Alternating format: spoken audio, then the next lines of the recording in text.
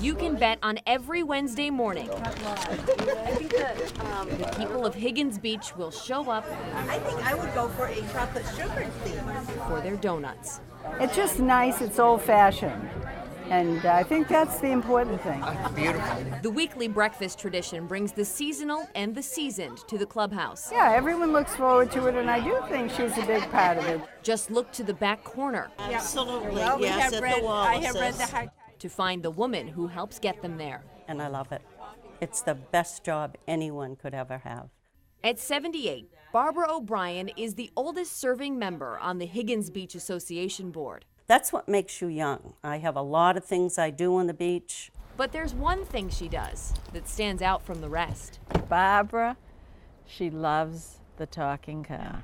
Wednesday morning breakfast is 9 o'clock at the clubhouse with coffee, juice, donut, or a muffin for $2. Every summer, once a week, for 30 years. So come and bring a friend. Mrs. O'Brien keeps everyone in the loop. How are you, Christine? As she loops around the neighborhood. Wednesday morning breakfast is 9 o'clock at the clubhouse. Making community announcements. This is the last breakfast. Please, hi. In her talking car. Have that last cup of coffee together. Somebody said, you should have a recording. I said, no, you don't need a recording. You need to do it yourself. Gather your friends and let's have that last cup of coffee together. She inherited the job from a neighbor who started the talking car more than 45 years ago. For $2. Mrs. O'Brien still uses the original sound system. Got a little crack in it, but that's all. She has some rules. Hi, guys.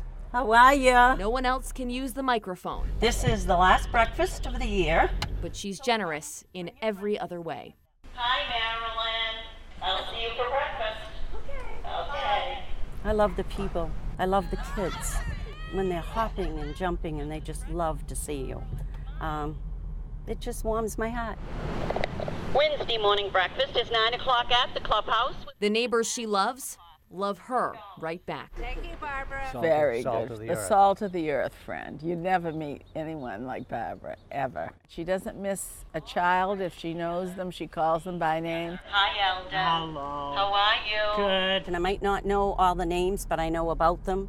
At one time, I knew something about everybody on the street. The area has changed over the years, but the voice of Higgins Beach has not. Oh, Michael, I see you.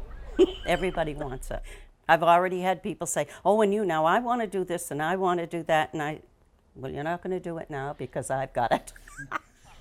So, even though it's her last drive of the season.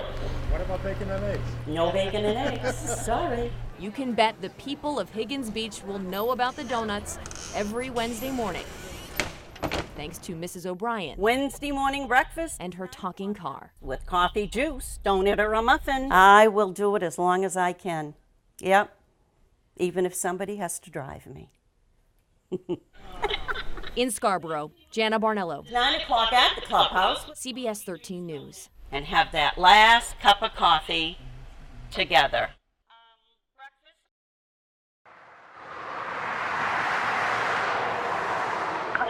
911, what's the address of your emergency? It's all of us right here. It is a far cry from Quran's new reality. I like this one too. Do we need a medic? Yeah, I think so. A darkness settled over Quran's life April 12th. We're following the medic now to Ranch. The woman he admired most never returned home. It was just, it was different from that day on out. Quran remembers his mother, Tanika Lacey, leaving early that spring morning. But my mom was like, ear to ear smile, like. The last time to see her smile. I rushed down there to the emergency room. Lacey crashed her SUV on Interstate 71 North near Moffrey Stadium. She's gonna be in the far right lane. Columbus police say she crossed 2 lanes before hitting the concrete barrier. The impact sent her back into a guardrail. She got into it. And police looking for a reason why. A truck of some sort came through here and dropped some stuff on the road, which probably contributed to this whole thing. That same morning and minutes before Lacey crashed, an alarm sounds on Coda Bus 1031. Code 1031, block 10204 on bus was disabled, radiator leak of some sort on the back. Officers follow the trail. We have a COTA bus off the exit ramp at Cook Road. I just spoke with the mechanics here and they said it was leaking coolant down the freeway. Lacey died in the hospital a week after her crash. Columbus police say she skidded on antifreeze from a COTA bus. It's the safety. It's, that could have been, my mom, my wife, anyone. Her death prompted 2 COTA employees to step forward despite fear of losing their jobs. Before that happened, I always had to worry about if I was traveling down the freeway with my family, being next to a COTA bus, something happening. COTA maintenance records for bus 1031 show a coolant leak the morning Lacey crashed. An old and worn hose couldn't be repaired on the road. Putting our drivers at risk, putting the public at risk. So it starts weighing on you. In late July, our camera captured another broken down bus. COTA says its engine blew during a test drive. Maintenance records show this bus has had coolant line problems with leaks documented since last August. The bus drivers have their pre-trip inspection, but this is, do the lights work? Are the wiper blades good? They don't know what's going on under the bus. Low coolant or coolant leaks could cause a bus to overheat or just shut down in the middle of the road or highway. One employee says some workers weren't trained to properly add fluids, but both say that wasn't the only reason for the problem. Our trainer had us pressure testing the system at too high of a pressure. 6 on Your Side Investigates wanted to review a year's worth of maintenance records for COTA's entire fleet. Its legal counsel first told us our request is extremely large and asked us to narrow it down. We requested tow records. They showed more than 235 tows from June 2017 to this June. I don't know if it's normal or not normal. What I can tell you is vehicle maintenance issues are pervasive across the transit industry altogether. I pored over records for 15 additional buses, towed 3 to 4 times in that year. Some noted failed brake tests, oil leaks, and expired or nearly expired fire extinguishers. All had low coolant or coolant leaks. Several overheated. 8 had been marked for a coolant hose campaign. They couldn't get the inspections done, let alone have people doing, hose campaigns. The COTA employees say the transit agency fell behind on safety inspections. They're set up so that we can check just like fire extinguishers, make sure everything under the bus, steering-wise, is safe. That employee says problems with inspections being past due began last December. It wasn't just one bus, it became multiple buses that, things were getting overlooked. COTA operates more than 300 buses daily. Over 40% had past due 6,000-mile preventative maintenance inspections from December 2017 to May 2018. Sometimes buses do run past due of routine maintenance, and typically that's because the bus is out in service, runs past that mileage threshold, comes back to our facility, and then is addressed right away. COTA's Patrick Harris admits coolant issues repeatedly come up, but maintains they are not specific to COTA. I feel confident putting my family on COTA buses every day. The police report stated Lacey did not properly control her SUV and had unsafe tires. She also wasn't wearing a seatbelt. The coroner ruled Lacey's death an accident. That's my mom, that was my best friend, man. His best friend, his mother, gone. He now tries to take her place. I honestly, I ain't gonna be able to fill those shoes, but I can carry the rock.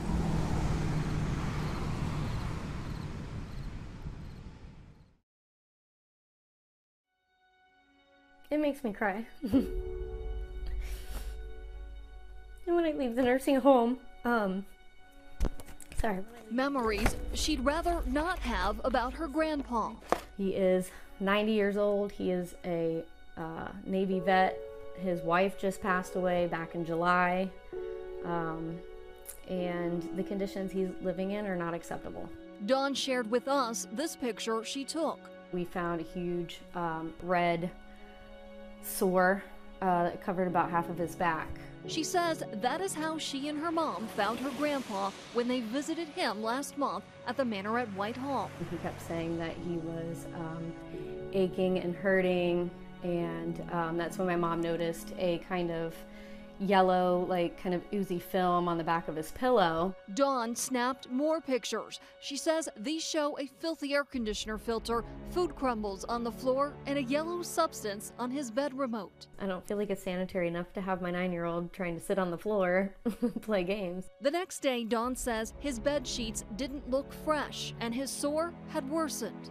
Not only did he have a complete yellow coating all over his blankets from the ooziness and the pussiness of his back, but he was also bleeding at this point. Dawn says she was told by a nurse her grandpa, who has dementia, was being treated for a yeast infection and assured her he would be turned every hour for better airflow.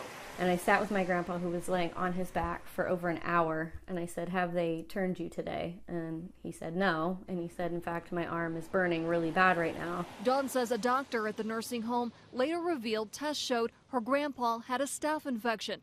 The next day, he was in the hospital. Dehydration, he has pneumonia on top of it, and also dry kidneys. Dawn's sister filed a police report against the nursing home alleging elder abuse and neglect. Whitehall police say the case was turned over to the state long-term care bureau. I wouldn't wish that on my worst enemy. I don't see how people could allow that. We asked what the Ohio Department of Health has done. They wouldn't tell us if they looked into this specific complaint, but did investigate a complaint around that time and didn't find evidence to support it. Yet surveyors did find deficiencies that led to 8 citations. Among others, lack of reference checks for state-tested nurse aides and accuracy of records. The manor at Whitehall has until October 11th to submit its plan for corrections. Ideally, we want everybody to get great care. Susan Marshall is with the Ohio Coalition for Adult Protective Services, which puts families in touch with the right people to get help for a loved one. And when nobody comes for the whole shift, that's pretty telling. Marshall says families should document everything. The more details you can give, the easier it's going to be, the faster it's going to be to get a change. The Centers for Medicare and Medicaid uses a 5-star system to rate all nursing homes based on healthcare inspections, staffing, and quality of care. Right now, the manor at Whitehall is a 1-star nursing home. For that to be okay in society, to me, is not okay. The same facility had been on a federal watch list, but this January, CMS says the nursing home graduated from its Special Focus Facility program. 6 on Your Side investigates pressed the manor at Whitehall for answers about the recent allegations and its 1-star rating. I'm trying to reach the director. On that day, an HR rep told us the director was out of town. The next day, we called. A receptionist told us we're not welcome on their property. A lawyer for the nursing home's owner, Sabre Healthcare, reached out to me. He sent this statement. At all times, the facility acted in the best interest of its residents and promotes their health, safety, and welfare. A unitary star rating determined from afar by folks who may not have ever visited the facility does not accurately reflect the quality of care the facility provides and the number of positive outcomes encountered by residents and their families. If I could have them shut down, I would have them shut down. Dawn says her grandpa is out of the hospital and back at the manor at Whitehall. She quit her job to spend what little time she may have with him. He'll tell me stories of times he was in the Navy, and those are my favorite because those I can pass down to my child. So she says she can't sit idle and watch him whittle away in pain. I think some laws need to be changed. I think that's probably going to be our best avenue at this point. And my grandpa will probably be gone by the time anything happens, but you know what? If we can save somebody else, I think that'll be fine. This isn't a movie, this is really happening. The streets of Columbus, maybe even your street. We look for human trafficking wherever we go. Members of the Ohio Investigative Unit focused on offenses related to liquor, tobacco, and food stamps. now also looking beyond those issues for victims of human trafficking. It could be a carryout that's on complaint for food stamp violations, and when we're in that area investigating that complaint, we'll also be looking for human trafficking because we know how prominent it is in areas now. Prominent enough for Ohio to rank 4th in the nation for the number of reported cases. This activity doesn't just happen at night.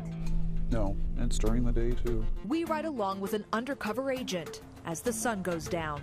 We're surrounded by a fairly busy street, neighborhoods, and this activity is happening around the corner. Right.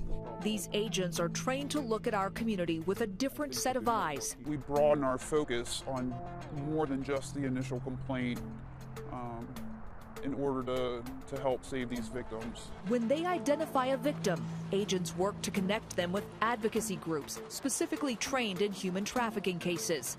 Many victims much younger than you might think. The average age for a human trafficking victim is 13. You heard right, 13. Stephanie Rollins lived it. At the age of 12, I ran into my human trafficker. She thought he was her boyfriend, that he loved her. He kept the alcohol and drugs flowing, getting her hooked.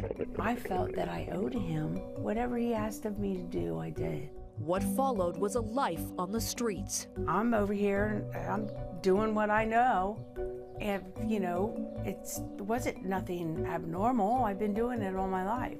Cocaine to heroin, looking to numb the pain of life she says was eating her alive. Stephanie remembers the moment she turned to a different power. God, please help me. Help me. Put people in my life to show me how to live life because I don't know how. Now 5 years clean to the day. She transformed her life. Stephanie works at the Peer Center and devotes time each week to share her story with other young human trafficking victims. I've been there in different ways, shapes, and forms, but if I can just say, oh, honey, please don't. This is what happened to me. It's an important message. The stories that we hear from children are absolutely horrendous. Brooke Pollard is the resource coordinator for Grace Haven, a nonprofit in Columbus that focuses on the 12 to 17-year-old victims of human trafficking. And what she hears from those young women is shocking. When I talk to the girls that we serve in our house and I ask what kind of men are purchasing sex from you, and they say these are doctors, these are prominent figures, these are lawyers, these are politicians, these are salesmen, these are businessmen, these are people who are very well known in the community, who think that they can get away with it, that this is a victimless crime, and that they can, just like you can go to a vending machine and buy a Coke or buy a bag of chips, you can go and buy sex on your lunch break. It's a cycle the Ohio Investigative Unit hopes to break. I want people to know that this is very real. Captain Gary Allen, the commander of the unit, believes their agents are already making a difference with this new emphasis on human trafficking.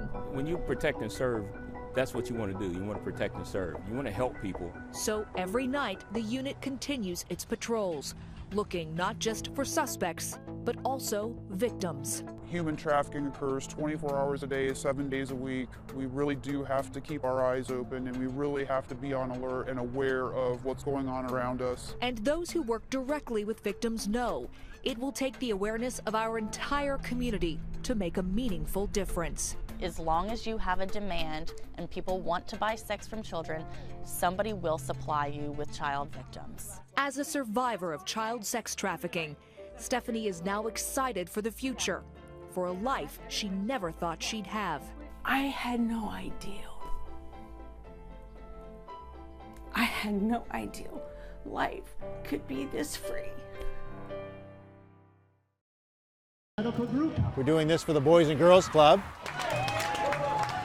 You can see there are quite a few entrants, and so it's the first year for us, but it's going well so far. I think it's very cool. Yeah, I never saw anything like this growing up. Cycling for me was always a sport that was not accessible. This is cool. Get people interested, get kids interested, get them riding. We have some immigrants that have never seen a bike race in their life, so for them it was really exciting. It's very cool. I never seen this before. I'm amazed. Little kids getting into this, so it was a fun event. Yes, we have 19 to go, 19 to go. We're having a good time. This is all about family, pretty much. Family and friends, you know? Push it, guys, push it! Well, no, we're friends, but, you know? It's like a family. It's like a family. You got away from him, brother, you got away from him. Come on. And we got away from him. Let's go, Let's go. Look, look, look. He's in the front, he's in the front. He has to buy you guys beer now. I know. And we got a lot of people coming out and watching. We had people hanging out windows and cheering and come on, come on, come on! Little kids getting into this, so it was a fun event. A lot of excitement. Yeah, been going on all day. Bell lap, last lap. There they go. There they go. I'd planned on bringing the grandkids to see this, but they had a family reunion. But I said, I'm going. When I plan on an event, I'm going no matter what. Here's the winner right here. Yeah, Zip Car. There's your finish. Awesome. Well, that wraps up today's racing, and a fun time was had by all.